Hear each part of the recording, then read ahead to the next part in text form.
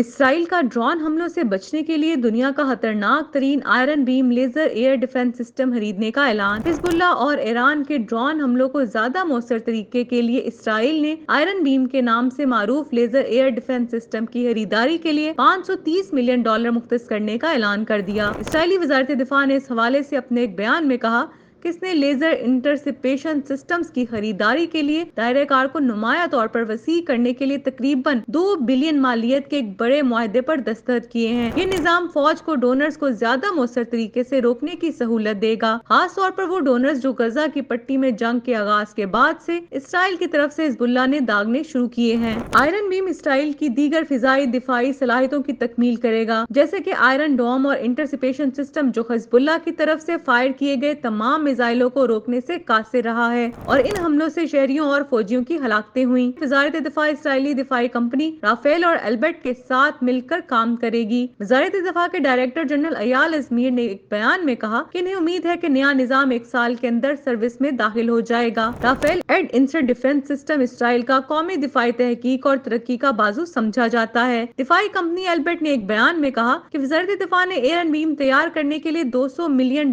کا ٹھیکہ دیا۔ 2021 میں ایک ٹیسٹ کرنے کے بعد وزارت دفاع نے ایک ویڈیو کلپ شائع کیا تھا جس میں ایک چھوٹے طیارے کی پشت پر ایک لیزر سسٹم دکھایا گیا ہے جس میں توانائی کی شہ تیر کو تجرباتی ڈرون کی طرف لے جایا جاتا ہے، جس کی وجہ سے اس میں آگ لگ جاتی ہے۔ اسرائیل کے فضائی دفاع میں کثیر لہروں والی میزائل شیلڈ موجود ہے اور اس نے 1 اکتوبر کو اسرائیل پر حملے کے دوران ایران کی طرف سے داغے گئے میزائلوں کی ایک بڑی تعداد کو روکا تھا۔ آئرن ڈوم سسٹم راکٹوں اور میزائلوں کے خلاف کم فاصلے تک تحفظ فراہم کرتا ہے۔ ڈیوس لنک سسٹم اور ایرو میزائل کی دوسری جنریشن اسرائیلی امریکی ٹیکنالوجی کی نمائندگی کرتی ہے، جس پر بیلسٹ میزائلوں کو پسپا کرنے کے لیے اربوں ڈالر کی امریکی امداد خرچ کی جاتی ہے۔ ستمبر کے آخر میں اسرائیل نے اعلان کیا تھا کہ اسے غزہ کی پٹی میں حماس اور لبنان میں حزب اللہ کے ساتھ جنگ کے دوران اسرائیلی فوجی کارروائی کی مدد کے لیے $8.7 بلین کا ایک نیا فوجی امدادی پیکیج ملا ہے۔